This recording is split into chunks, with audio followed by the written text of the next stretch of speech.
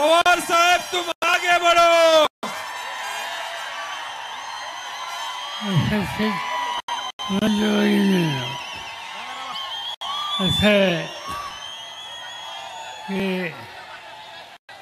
महाराष्ट्राच्या विधानसभेच्या निवडणुकीसाठी आपण या ठिकाणी एकत्र आलो.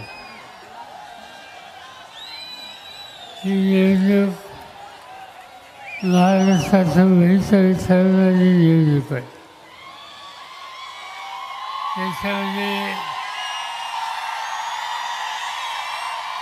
त्याच्यामध्ये माझा आणि जाहीर सभेचा आणि पावसाचा काही संबंध आहे. महाराष्ट्रामध्ये अनेक वेळेला मी बोलायला उभं राहिलो की पावसाची सुरुवात होते आणि तशा परिस्थितीमध्ये बोलल्याच्या नंतर निवडणुकीचा निकाल हा चांगला लागतो. मला आनंद आहे की आज इचलकरंजी मतदारसंघातून माझा करंजे हातकणंगलेमधून राजूबाबा आवळे, शिरोळमधून गणपतरावजी पाटील, व्यासपीठावरचे सगळे प्रमुख नेते आणि उपस्थित बंधू भगिनींना मध्यंतरी देशाच्या लोकसभेची निवडणूक झाली.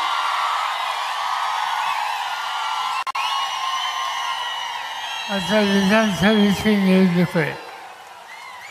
या निवडणुकीमध्ये महाराष्ट्राचा कारभार कुणाच्या हातामध्ये द्यायचा याचा निकाल आपल्या सगळ्यांना घ्यायचा आहे आणि ज्यांच्या हातामध्ये आपण महाराष्ट्राची सत्ता आहे त्यांचा 5 वर्षाचा अनुभव बघितला तर आज इथं सत्तेमध्ये बदल केल्याशिवाय पर्याय आपल्या सगळ्यांच्या समोर नाही आणि तो सत्तेमध्ये बदल करायचा असेल तर महाविकास आघाडीचे उमेदवार मोठ्या मताने विजय करणं आणि महाराष्ट्राच्या राजकारणात बदल करणं हे ऐतिहासिक काम उद्याच्या 20 तारखेला तुम्हा सगळ्यांना करायचं आहे आणि म्हणून महाविकास आघाडीच्या उमेदवारांना मोठ्या मताने तुम्ही विजय करा.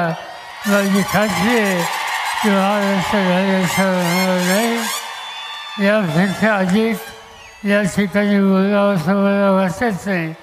भर पावसामध्ये तुम्ही या ठिकाणी आलात.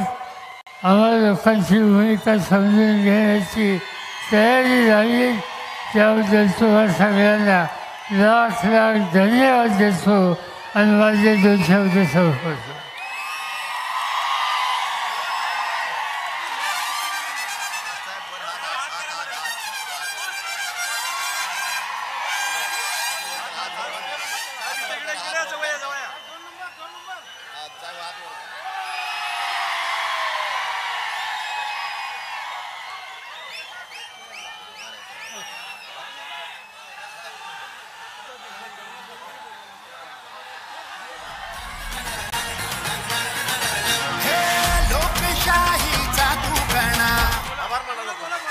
महाराष्ट्राच्या विधानसभेच्या निवडणुकीच्या निमित्तानं इचलकरंजी विधानसभा मतदारसंघातून माझ्या प्रचारासाठी आदरणीय आमचे नेते पवारसाहेब या ठिकाणी उपस्थित आहेत आणि या वरुड राजाच्या साक्षीनं ज्या पद्धतीनं राज्यामध्ये अनेक वेळा पवारसाहेबांनी वरुड राजाच्या साक्षीनं जेव्हा सभा घेतली तेव्हा अत्यंत चांगल्या पद्धतीचा रिझल्ट त्या ठिकाणी लागलेला आहे आणि हा विजय या इचलकरंजी शहराच्या परिवर्तनासाठी त्या ठिकाणी होणार अशा पद्धतीची खात्री त्या ठिकाणी व्यक्त करतो. आपण सर्वजण ज्या पद्धतीनं या शहराच्या विकासासाठी आणि घराणेशाही संपवण्यासाठी आपण एकत्र येऊन आदरणीय सर्व मान्यवर हिंदूराव शेळके साहेब असतील, मामा जाधव असतील, रणजित जाधव असतील, खास करून वसंत माळे असतील, अनेक कार्यकर्ते सातत्यानं या संदर्भात माझ्या पाठीशी राहून या महाविकास आघाडीच्या उमेदवाराला त्या ठिकाणी निवडणुकीसाठी प्रयत्न करत आहेत. खास करून काँग्रेसचे तिन्ही नेते बावस्कर साहेब असतील, संजय कांबळे असतील, राहुल खंजिरे असतील, कम्युनिस्ट पार्टीचे असतील, शिवसेनेचे सर्व नेते असतील, समाजवादी पार्टीचे सर्व नेते, सर्व आपचे घटक पक्षाचे सगळे पदाधिकारी, खास करून राजू शेट्टी साहेबांचे शेतकरी संघटना, अशा अनेक जण आपल्या विजयासाठी आदरणीय जांभळे साहेबांनी त्या ठिकाणी उमेदवारी मागितली होती. तरी सुद्धा माझ्या विजयासाठी 2 मिनिटं पावलं मागं ठेवून त्या ठिकाणी पुढे जाण्याचा यशस्वीपणाने त्या ठिकाणी प्रयत्न केला.